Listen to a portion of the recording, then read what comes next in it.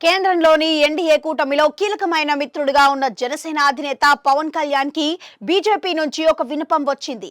తమకు ప్రాణ ప్రతిష్టగా మారిన మహారాష్ట్ర అసెంబ్లీ ఎన్నికల్లో ఎన్డీఏ తరపున ప్రచారం చేయమని బీజేపీ పెద్దలే నేరుగా పవన్ ని కోరారు.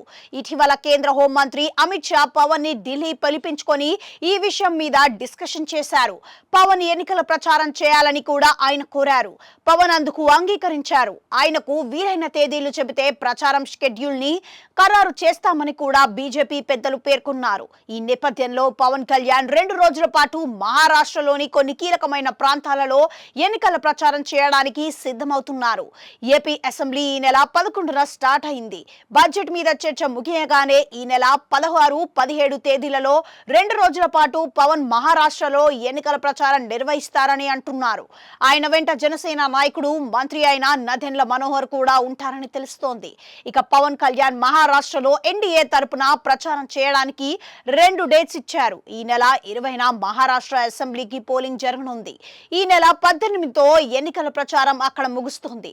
దాంతో ప్రచారానికి ముగింపునకు 2 రోజుల ముందు పవన్ మహారాష్ట్రలో ఎంట్రీ ఇస్తే లాస్ట్ పంచ్ ఇచ్చినట్లుగా అవుతుందని అంటున్నారు. మరోవైపు చూస్తే పవన్ తెలుగువారు ఎక్కువగా ఉండే ప్రాంతాల్లో ప్రచారం చేస్తారు అని అంటున్నారు. మరోవైపు చూస్తే రాజకీయ పార్టీలు అన్ని ప్రచారంలో హోరెత్తుతున్నాయి. ఇప్పటికే ఎవరికి వారుగా ఎన్నికల మేనిఫెస్టోని రిలీజ్ చేశాయి.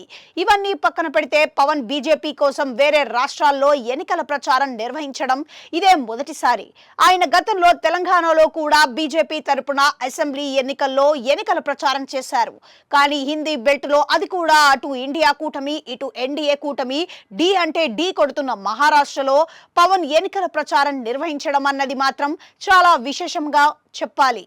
ఈ ఎన్నికల ఫలితాల్లో కనుక ఎన్డీఏ కూటమి ఆశాజనకంగా వస్తే మాత్రం ఎన్డీఏలో పవన్ ప్రాధాన్యత మరింతగా పెరుగుతోంది. అదే సమయంలో ఆయనను జాతీయ స్థాయిలో మరింతగా ఫోకస్ పెంచి బీజేపీ ఆయన సేవలను వాడుకుంటుందని అంటున్నారు. మొత్తానికి ఏపీ నుంచి ఇతర రాష్ట్రాలలో ఎన్నికల ప్రచారం చేసిన వారిలో నాడు అన్నగారు, ఆ తర్వాత చంద్రబాబు అయితే ఇప్పుడు పవన్ కళ్యాణ్ వారితో పాటుగా ఉంటారని అంటున్నారు. పవన్ పొలిటికల్ కెరియర్ కి కూడా ఇది మరో మెట్టుగా మారుతుందని కూడా విశ్లేషణలు అలా అయితే ఉన్నాయి.